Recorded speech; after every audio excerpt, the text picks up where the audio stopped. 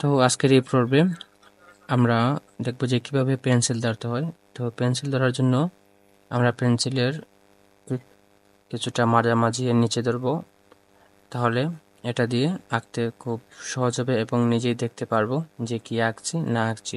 তো প্রিয় দর্শক বন্ধু, ছবি আঁকার জন্য প্রথমত আমাদের যে হাতের যে জড়তা আছে সেটাকে আগে ভালো করে কেটে নিতে হবে। তো এভাবে প্রথমত আপনারা লম্বা করে রেখা আঁকবেন। তো আপনারা যত বেশি এভাবে লম্বা লম্বা করে রেখা আঁকবেন তত আপনাদের হাতের জড়তা কাটবে। তো এই রেখা কিন্তু ছবি আঁকার ক্ষেত্রে আমরা অনেক ক্ষেত্রে লম্বা রেখা ইউজ করব। তো আপনারা এভাবে শুরু করেন, যখন রেখার প্রয়োজন হবে আমি আপনাদের সামনে তখন বলে দিব যে কখন কোন রেখা ইউজ করতে হয়। তো প্রিয় দর্শক বন্ধুরা, এভাবে আপনারা অনেক অনেক বার চেষ্টা করুন এবং বর্গক্ষেত্র আঁকুন, ত্রিভুজ আঁকুন, লম্বা লম্বা করে রেখা আঁকুন, তাহলে খুব সহজে আপনি ছবি আঁকা শিখতে পারবেন। তো যাই হোক দর্শক বন্ধুরা, প্রথমত আমরা আমাদের হাতের জড়তাকে কাটানোর জন্য এভাবে আমরা আমাদের মতো করে ছবি আঁকার জন্য লম্বা করে রেখা আঁকবো এবং বৃত্ত আঁকবো। আমরা প্রথমত দুদিক দিয়ে ঘুরিয়ে আঁকবো যাতে হাতের জড়তাটা খুব সহজে কেটে যায়। এই যে আমি যেভাবে প্র্যাকটিস করতেছি, আপনারাও ঠিক এভাবে প্র্যাকটিস করুন। হয়তো আপনাদের এখন এটা ভালো লাগবে না, আপনারা হয়তো ভাববেন যে এটা আসলে আপনারা সবাই পারেন, কিন্তু আসলে যদিও পারেন তবুও এটা নিয়ে বারবার চেষ্টা করুন, তাহলে আপনার হাতের জড়তা আরও কাটবে এবং আরও খুব সহজে আপনি ছবি আঁকতে পারেন। তো প্রিয় দর্শক বন্ধু, আমি চেষ্টা করব যে আপনাদের সামনে এভাবে ছবি আঁকার খুব সহজ টেকনিক তুলে ধরার জন্য। তো আমি যতটুকু পারি, যতটুকু শিখেছি আপনাদের সামনে খুব সহজভাবে সেটা উপস্থাপন করব, যাতে আপনারাও খুব সহজে এভাবে ছবি আঁকা শিখতে পারেন।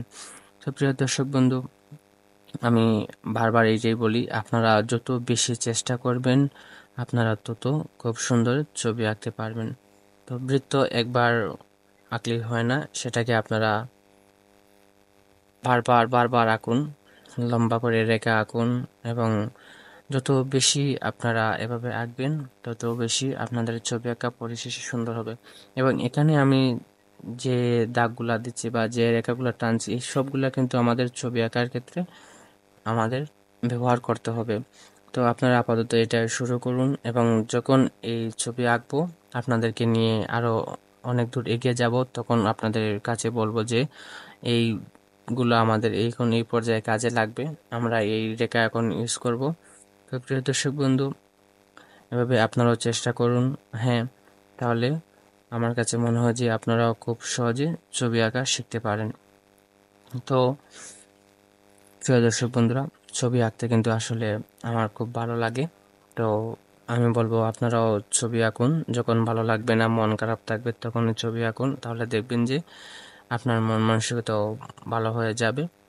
আর ছবি আঁকা কিন্তু আসলে খুব, আমার কাছে যেটা মনে হয় খুব ভালো, ছবি আঁকলে মন ভালো থাকে এবং সৃজনশীলতা বা অনেক নতুন চিন্তাধারার উদ্ভাবন হয়। তো প্রিয় দর্শক বন্ধু, এই যে আমি এখানে বৃত্ত, মানে সম্পূর্ণ বৃত্ত আঁকতেছি না, এর দুপাশ উপর নিচ এটাকে আমি ক্যাপচার করতেছি। তো আপনারা এভাবে করুন। তো এই যে আমি এস এর মতো লম্বা যে রেখা দিলাম, সেটা দিয়ে কিন্তু অনেক সময় আমরা চুল আঁকার ক্ষেত্রে এই রেখাটার প্রয়োজন অনেক বেশি হবে এবং এই যে লম্বা যে রেখা, সেটা কিন্তু আমরা যখন চুল আঁকবো তখন এর প্রয়োজন খুব বেশি হবে।